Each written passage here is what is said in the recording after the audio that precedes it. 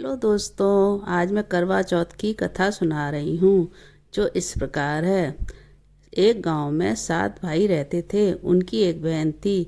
सभी भाई अपनी बहन से बहुत प्यार करते थे और हमेशा उसके साथ ही खाना खाते थे। जब बहन की शादी हो गई तो बहन ने करवा चौथ का व्रत किया।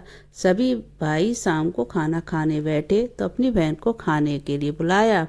तब बहन ने कहा कि आज मेरे करवा चौथ का व्रत है। तब भाइयों ने सोचा कि चांद तो बहुत देर में निकलेगा, मेरी बहन इतनी देर भूखी कैसे रहेगी। फिर सब भाइयों ने सोचकर समझकर फिर जो छोटा भाई था वो गया। उसने एक छलनी ली और आग जलाई और उससे चांद बना दिया और बोला, बहन चांद उग आया है। वह अपनी भाभीियों से बोली कि चांद उगाया। तो भाभियाँ बोली कि ये चांद आपके लिए उगा है।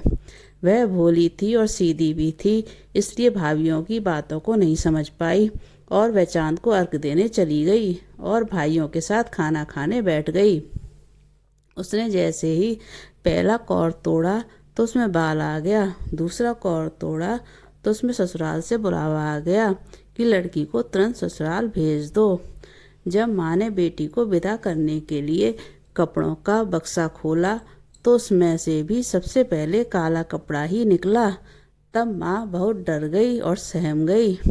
उसने अपनी बेटी को एक चांदी का सिक्का देते हुए कहा कि तुझे रास्ते में जो भी मिले उसके पैर छूती जाना और जो तुझे सुहागन होने का आशीर्वाद दे उसे ये सिक्का दे देना और अपने पल्लू पर गांठ बांध लेना।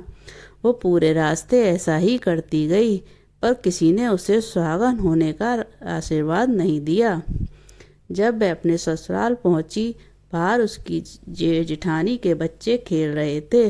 उन्होंने उसके पैर छुए और फिर उसने अपनी जेठानी के पैर छुए तो सुहागन होने का उसने आशीर्वाद दिया। और तब उसने उस पल्लू में से गांठ खोलकर उसमें से सिक्का अपनी जेठानी को दे दिया। जब घर के अंदर गई तो देखा उसका पति मरा पड़ा है।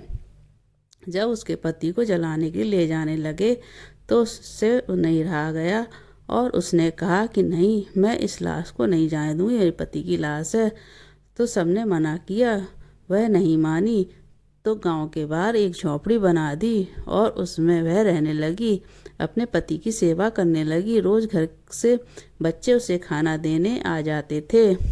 कुछ समय बाद माघ की चौथ आई तो उसने व्रत किया। रात को चौथ माता गाजती बरसती हुई आई तो उसने माता के पैर पकड़ लिए। माता पैर छुड़ाने लगी तो बोली, 7 भाइयों की बहन तू बहुत भूखी है, मेरे पैर छोड़।